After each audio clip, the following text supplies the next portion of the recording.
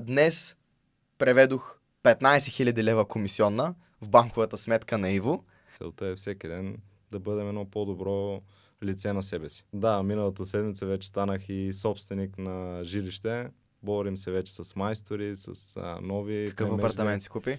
Двустаен апартамент, може да го кажем дори в мечтания квартал.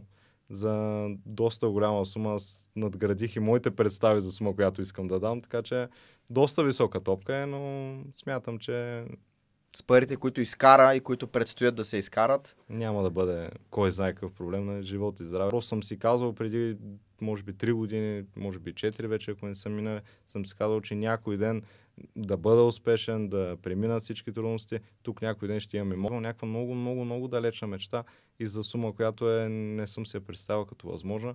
Да, Сега е факт. вече е факт, така че от една седмица собственик е съвсем различно чувство и е голяма гордост за мен.